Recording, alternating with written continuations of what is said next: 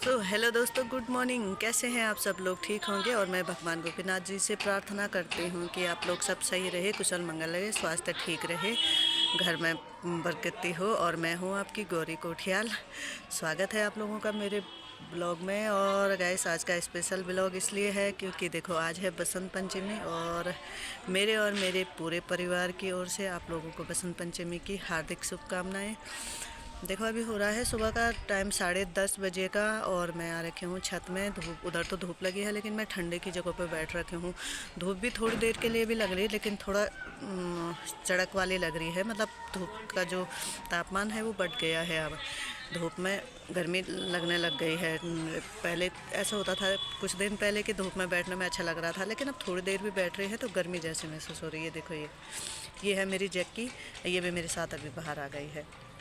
Actually क्या हुआ, देखो, मैं नहा भी नहीं, मुंह भी नहीं धोया मैंने। ये देखो, मैं सुबह से ऐसी हूँ क्योंकि देखो, त्यौहार तो है, आज बसंत पंचमी तो है, लेकिन घर में कोई नहीं है। दोनों बच्चे बाहर हैं और सुबह से कमरे में, यहाँ इस मोहल्ले में, जिस मोहल्ले में हम रहते हैं उस मोहल्ले में बिल्कुल भी लाइट नहीं है। लाइट जा रखी है, जिससे कि मैंने पानी पुनी गर्म भी नहीं किया नहाने के लिए और कुछ भी नहीं किया। बस थोड़ा देर अभी तक मम्मी से बात कर रही थी, बच्चों से बात कर रही थी, यही मेरा चल रहा था। चाय चुई पी तो अब सोच रही लाइट आती थी तो थोड़ा नहाना धोना, कपड़े कुपड़े तो धो रखे हैं, बस अपने ही होंगे जो नहा के। और तो काम होम भी कुछ नहीं है। जब अकेला होता आदमी घर में तो काम नहीं होता, काम धंधा तो बच्चों के साथ बढ़ जाता है। बाकी तो इतना खास नहीं है क्योंकि जो कपड़े जो सफाई का था वो मैं एक दिन पहले, त्यौहार का वो ऐसे रहता, त्यौहार का एक दिन पहले से मैं निपटा लेती हूँ, इसलिए नहीं है। और ये देखो यहाँ का व्यू, देखो यहाँ का जो लोकेशन है ना वो दिखाती मैं आप लोगों को। ये देखो, ये देखो, ये धूप लगी है चढ़ाके की। देखो,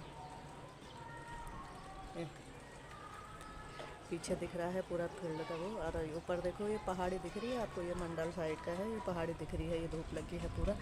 धूप में मैं इसलिए नहीं बैठी, मेरी आँख बहुत तेज़ धूप चमक रही है आँखों में और अजीब सा लग रहा है। ये है पीछे का, इधर का साइड हमारा रूम है।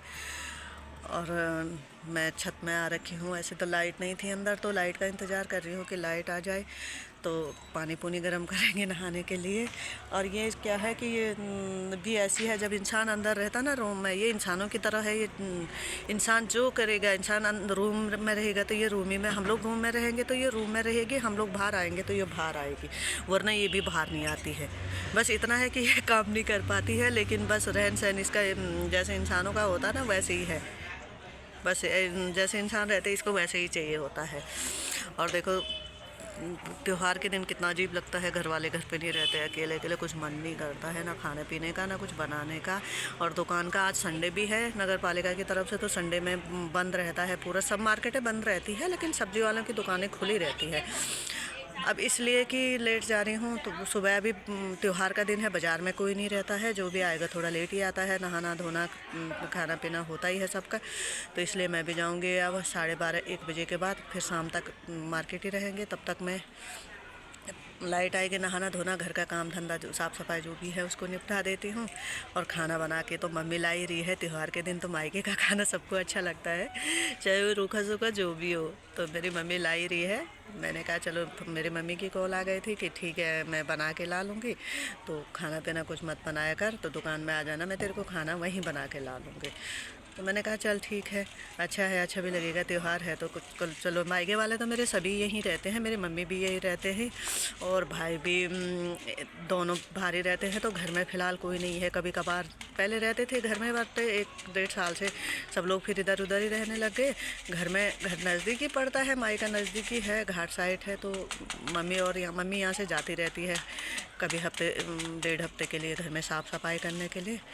तो इसलिए घर में भी कोई नहीं रहती, तो कहाँ से जाना, माई का भी नहीं। ऐसा अगर वो गांव से बाहर रहो ना, चाहे तुम गांव से ज़्यादा दूर नहीं है, गोपेश्वर भी हमारे घरों से ज़्यादा दूर नहीं है, इतना ही है, 100-150 किलो, ज़्यादा से ज़्यादा हमारे यहाँ से तो 50-60 किलोमीटर होगा। हमारे नारायण बगड़ गाँव से तो 50-60 किलोमीटर है और घाट से तो ज़्यादा से ज़्यादा 30-35 किलोमीटर है। मतलब सुबह का आना जाना हो जाता है।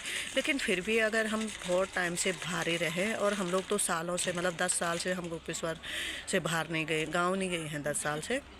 इस बीच कभी कभार मैं मायके तो एक आधा दिन के लिए गई होगी शादी बारात में, वरना मतलब 1 हफ्ते के लिए रहने। और वो पहले वाला बचपन वाला फ़ील लेना, ये चीज़ें नहीं हो पाया है। मन तो हमारा भी करता है कि चलो घर वाले घर में रहते थे तो ऐसा करते थे कि गांव जाते थे, वो बचपन वाला फ़ील लेते थे, गांव का फ़ील लेते थे। गांव के नहीं होते, पुराने लोग तो खैर रह नहीं रखे हैं अब, सो जो भी रह रखे हैं जवानी है, बट फिर भी है ही जो चाचा चाची दादा दादी, और थोड़ा अपना खेलना कूदना। बदल तो गांव में भी काफ़ी गया है, सड़कें आ गई है इधर उधर, मतलब बहुत चीज़ें बदल गई, फिर भी फील तो होता ही है कि कभी हम बचपन में यहाँ रहते थे, यहाँ खेले थे। मेरी मम्मी औरों का तो घर अभी भी वही है, वही पुराना घर है मेरी मम्मी औरों का, क्योंकि मैं जहाँ मैं रही थी, जहाँ मैंने खाया खेली कूदी, मेरी मम्मी औरों का अभी भी वो घर है।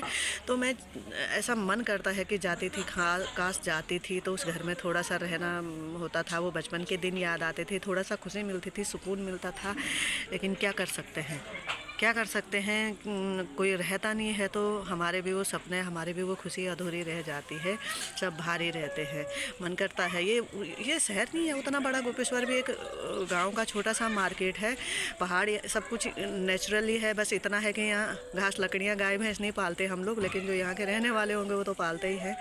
फिर भी अपना गांव का जो फील होता है वो गांव का ही होता है। लेकिन क्या कर सकते हैं, परिवर्तन आ गया है, कुछ काम के ज़रिए से बाहर निकल गए, कुछ फैसिलिटी के ज़रिए से बाहर निकल गए, कुछ लोगों को शौक़ था, शौक़ की वजह से बाहर निकल गए। अब इसमें क्या कर सकते हैं, हमारी मजबूरी थी बाहर रहना, हमारी मजबूरी थी, हम अपनी मजबूरी की वजह से बाहर रह रहे, क्योंकि गाँव में रहने का हमारे पास कोई ऑप्शन नहीं है।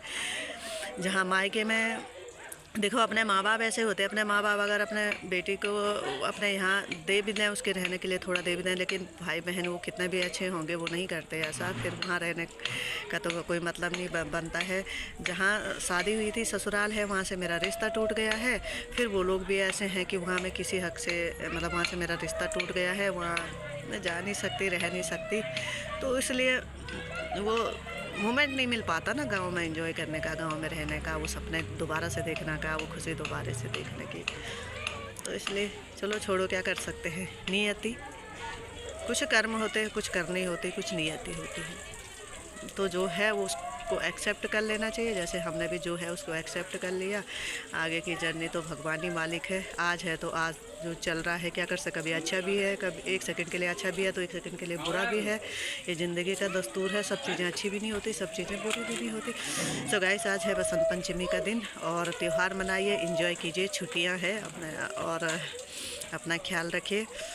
और फिर से एक बार बसंत पंचमी की हार्दिक शुभकामनाएं। तो बस मेरी ब्लॉग आप लोगों को अच्छी लगे, लाइक कीजिए और पेज को फॉलो कीजिए और यूट्यूब चैनल को सब्सक्राइब कीजिए।